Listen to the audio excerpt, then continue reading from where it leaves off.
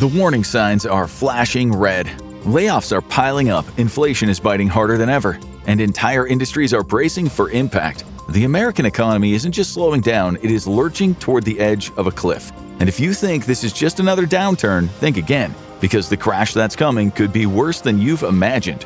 In this episode of the Infographics Show, we're uncovering why economists predict a U.S. economic crash and when they think it will hit. First, are things really that bad? Before the controversial firing of the Bureau of Labor Statistics chief in August 2025, the agency, responsible for telling the public and government how healthy the economy is, quietly reversed its own reports. In May and June, it had claimed the U.S. added over 331,000 jobs, but then it admitted those gains never happened. According to Arizona State University's Seidman Institute, job growth for 2025 is just over 0.45%, down from 1.04% in 2024. That is far below the post-COVID high of 2021, where job growth was seen at 5.77%. The sudden, sharp downturn is an extremely troubling indicator, but as you'll soon see, it gets much worse when you see the full picture. Like a splash of cold water, the Bureau's pre-firing jobs report amended the expected job growth forecast by reporting in July 2025 that only 73,000 jobs were created, defeating even the most pessimistic economic predictions. This sudden collapse is an indicator of what's coming, a significant economic downturn largely driven by American foreign policy. But before we get into that, let's talk about government finances and what happens if the U.S. government suddenly can't pay its bills anymore. Technically, the government can't just run out of money, as it simply could print more of it. This, however, could undermine one of the three pillars that make up the true value of American dollars: trust. The dollar is the global reserve currency, meaning that most global trade is done in dollars as opposed to other currencies. This gives the U.S. a significant economic advantage, especially when negotiating trade deals of its own. It has been a hallmark of global economic stability since the void caused by the collapse of the great European powers in the post-World War II age. However, for the dollar's true potential to be exploited, it had to be moved off of the gold standard. Basically, U.S. dollars are no longer backed by actual gold, equal in value to a portion of the currency issued, a historical tradition. In the age of globalism, the dollar is propped up by far more ephemeral things, and these things can come crashing down at the first sign of trouble. The first thing backing the dollar is the government itself. Basically, when the government takes on debt, it promises to repay it, but not in a pinky swear kind of way, rather with legally binding guarantees. However, if the U.S. goes rogue or starts ignoring international norms, faith in these guarantees is greatly diminished. This is why it's important to be a good faith actor in international relations. This is especially true when it comes to fair trade, the use of military force, and the respect for international institutions. If the world loses faith in the U.S.'s willingness to play by the international rules, then their faith that the debts will be repaid also collapses, reducing the value of the dollar. Second, the American dollar is backed directly by the economy itself. The U.S. economy is the most productive in the world, which is a pretty solid guarantee that it'll be able to pay its debts. As long as the economy is roaring, the government can collect taxes and repay debts. And creditors know this. And this is why the world at large pays such close attention to the American economy. It's also why so many countries have happily bought up America's debt, knowing that administrations come and go, but the economy continues to be robust and powerful. Next, a global demand for the dollar creates value. The dollar is the primary currency for negotiating payment on trade deals, and while this massively helps the U.S., it also helps the world. By simplifying trade, importers and exporters have guarantees of payment in a currency that is not just widely accepted, but backed by the American economy itself and the government's adherence to international norms. To see how this can go horribly wrong, one need only look at Russia in the present age. With the ruble's value in free fall and Russia's economy unraveling, even its remaining allies are turning away. Many are now refusing to trade in its currency as political instability grows at home. India and China have both demanded that all energy trades are conducted in their own currency, which is good for them but bad for Russia. Currently, Russia is sitting on a lot of rupees that it can do little with because it doesn't need many goods from India, and not many international entities are willing to accept the currency in trade. So what happens if the government decides to simply print more dollars as a way of dealing with its debts? Sometimes nothing at all, but if taken to an extreme, disaster. During a recession, sometimes the government will print more dollars, as long as the printing is done over a controlled period of time and in limited quantities. The overall value of the dollar is largely unaffected. Meanwhile, the extra currency in circulation can be used by workers and companies to stimulate the economy. We saw a version of this during the stimulus checks handed out in 2008 during the economic crash. However, if the economy is not in recession, printing more dollars dilutes its value and thus causes prices to increase in what's known as inflation. The key is to print new dollars in line with steady economic growth, so the money supply matches the real value being created. As long as the economy grows, the US can use freshly printed dollars to cover debts. But if it prints too aggressively, creditors will notice fast and raise interest rates. They might also opt to sell their debt off to third parties in exchange for different, more stable currencies. And in the end, creditors are left burned and with a sour taste in their mouth when it comes to the US debt. This makes them less likely to buy more in the future and thus help the government finance itself. Alright, so let's talk about America's debt and how it's generated and handled, which has dire implications for America's future.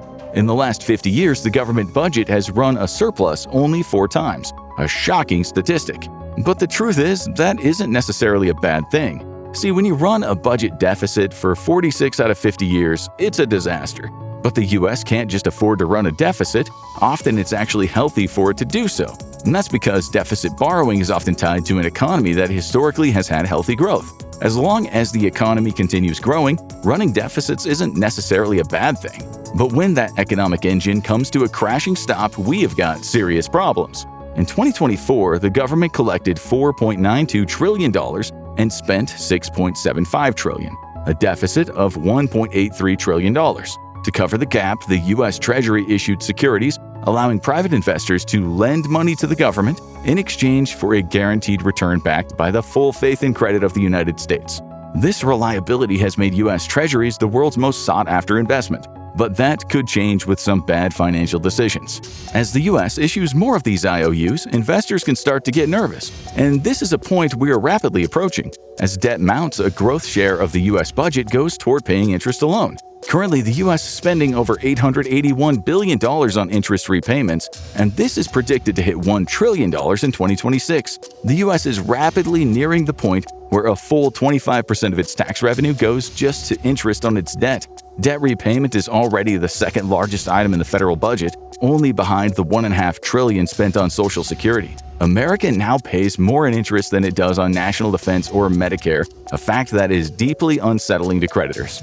Right now, America enjoys low interest rates from creditors, but this is likely to change very soon. The GDP seems to be faltering. Think back on that incredible jobs report that was corrected for over 225,000 jobs. This means that future tax revenues could be at risk of not keeping up with today's debt interest. And if creditors lose confidence in the future of the economy, then they'll demand higher interest rates. This creates a vicious cycle. Higher interest rates means more spending on debt, which forces the U.S. to borrow even more at those same high interest rates, driving debt costs up again and again. So what is driving a future economic collapse? Multiple factors, but the most crucial threats are both internal and external. Let's start with the external threats: China and Russia. It's no secret that the U.S. has an extremely adversarial relationship with both nations, but lately the two have been cooperating to an alarming degree, especially in financial matters. BRICS, an economic union of nations including Brazil, India, China, Russia, South Africa, Egypt, Ethiopia, Iran, and the United Arab Emirates, is seen as a counterbalance to the dollar-denominated global economic order. BRICS was created not only to challenge American influence, but to offer funding to nations uninterested in the liberal world order's focus on human rights, free speech, and other democratic values. Under the current U.S.-dominated economic order, nations who flagrantly violate these values can have trouble finding international financing, but BRICS is here to save the day. And as the U.S. grows more transactional and drifts from the norms it once upheld, the need for BRICS is debated. For now, the anti-dollar bloc remains united in offering an alternative to American currency dominance. But China, its largest member, has its own agenda. Beijing publicly promotes a multi-currency world order, with the People's Bank of China arguing that competing currencies would balance one another and boost stability. In China's view, dependence on a single currency only magnifies global financial risks. Now, there is some truth to what China says. Economic shocks in the United States have had effects around the world due to dollar dominance. However, 80 years of financial history since the end of World War II shows that inherently, there is little instability about the global reserve currency being tied to the world's biggest economy, especially one belonging to a superpower with the political and military might to remain stable despite global upheavals. In many ways, the United States dollar acts much as English philosopher Thomas Hobbes proposed benevolent Leviathan, providing stability that greatly benefits America both financially and politically. While the US enjoys major benefits from its global economic edge, so does the rest of the world, provided Washington continues to uphold, or at least appear to uphold, its traditional commitment to liberal democratic values. This is why China seeks to unseat the dollar, as it has no interest in using its global economic might to push liberal democratic values. In fact, it is quite the opposite. China favors authoritarianism, and it sees a reduction in global liberal values and human rights as critical for the survival of the Chinese Communist Party. So China attacks the US dollar as vigorously as it can, pushing its own currency to either replace it or at least match the United States dollar. Its professed dream of a world with multiple equal currencies is in fact inherently unstable, promoting unhealthy competition and manipulation or outright sabotage that inevitably could lead to armed conflict. For better or worse, a world unified by a single currency is easier to control, and conflict easier to mitigate, and China's ambitions are of course not actually about balance, but domination. If President Xi Jinping had his own way, China's yuan would replace the dollar entirely. The talk of balance is simply bait for moderates around the world, quickly discarded once the goal is reached. Foreign attacks on the dollar aren't the only thing pushing the US to the brink, because America is doing a fine job sabotaging itself internally.